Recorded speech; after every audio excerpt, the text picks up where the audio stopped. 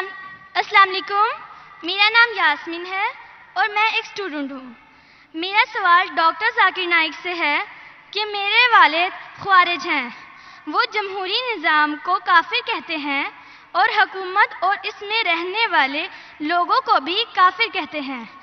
مجھے حکم دیتے ہیں کہ میں ان کا نظریہ اختیار کروں، لیکن مجھے یہ غلط لگتا ہے کہ میں ایک مسلمان کو کافر کہوں۔ وہ اب میری شادی بھی ایک خوارج سے کر رہے ہیں، کیا خوارج سے شادی کرنا جائز ہے؟ وہ مجھے دھمکی دیتے ہیں کہ اگر میں ان کا نظریہ نہ اپناؤں تو وہ مجھے آگ کر دیں گے۔ آپ کا سوال مجھے آدھا سننے میں آیا۔ آپ نے کہا کہ آپ کے والد کیا تھا، ہمیں سنا نہیں۔ آپ ذرا سوال کو واپس سے دہرائیں گے بہن؟ میرے والد ایک خوارج ہیں۔ خوارج؟ ہاں، خوارج۔ یس، اور وہ جمہوری نظام اور اس میں رہنے والے لوگوں کو کافر کہتے ہیں اور ان کا نظریہ نہ اپنا پر مجھے آگ کرنے کی دھمکی دیتے ہیں اور میری شادی ایک خوارج سے کرنا چاہتے ہیں۔ کیا خوارج سے شادی کرنا جائز ہے؟ بہن جی، مسلمان کو صرف مسلم سے شادی کرنا چاہیے۔ کیا خوارج ایک کافر ہے؟ آپ نے کوئی خوارج مطلب ایگزٹ؟ خوارج مطلب وہ اسلام کو چھوڑ چکا ہے۔ وہ میرے فادر ہیں۔ اب فادر ہو کوئی بھی ہو، اگر آپ نے خود کہا کہ میرے والد خوارج ہے، خوارج مطلب جو اسلام سے دور جاتا ہے، تو جو اسلام سے دور جاتا ہے اور اسلام کے خلاف جاتا ہے اسے کہتے خوارج۔ مطلب جو ان سب میں میرے لیے کیا حکم ہے؟ آپ کے لوگوں میں کہ مسلمان سے شادی کرو۔ قرآن کی آیت ہے سورہ بقرہ کی، سورہ نمبر 2 آیت نمبر 221 کہ اپنے عورتوں کو مشرک سے شادی نہ کرے یا غیر مسلم سے شادی نہ کرے تب تک وہ مسلم نہ بنے، مومن نہ بنے۔ ایک شخص جو سلیو ہو، کتنا بھی غریب ہو، وہ بہتر ہے اس شخص سے، اس مشرک سے، اس غیر مسلم سے، چاہے وہ کتنا بھی آپ کو متاثر کرے۔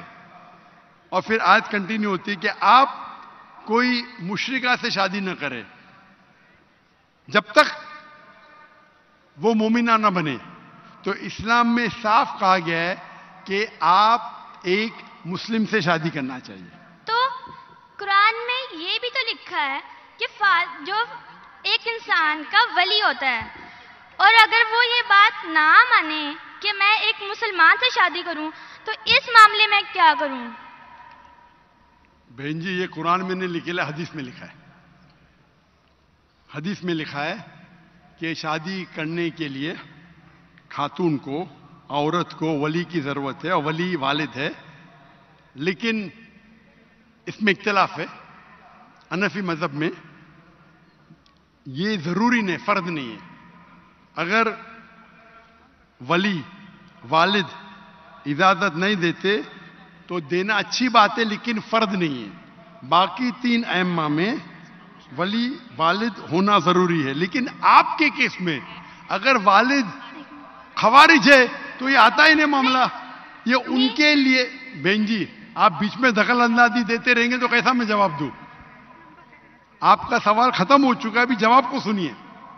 آپ اگر دخل اندازی، آپ کو اپنا سوال پورا ایک ساتھ میں بولنا چاہیے۔ آپ بیچ میں دخل اندازی کرتے رہیں گے تو ختم ہی نہیں ہوگا نا۔ آپ کا سوال ختم ہو گیا، ابھی جواب سنو اور دوسرے کو موقع دو سوال کرنے کا۔ آپ نے سوال کیا کہ آپ کے والد خوارج ہے۔ جو مسلم کے والدہ یا والد خوارج ہے یا غیر مسلم ہے، اس کے لیے لاگو ہوتا ہی نہیں۔ اگر آپ کے والد غیر مسلم ہیں یا خوارج ہے تو آپ پہ یہ حدیث لاگو ہی نہیں ہوتی ہے۔ پھر آپ کو آپ کا ولی دوسرا کوئی مسلمان بن سکتا ہے، چاہے آپ کا چاچا ہو، چاہے دوسرا کوئی قریب ہو، لیکن یہ جو فرد ہے اس کے اندر فقہ میں اختلاف ہے. حنفی مذہب کے حساب سے اچھی بات ہے کہ آپ ولی سے کرو، لیکن فرض نہیں ہے.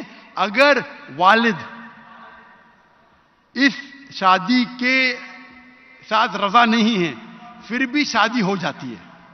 باقی 3 ائمہ کے نزدیک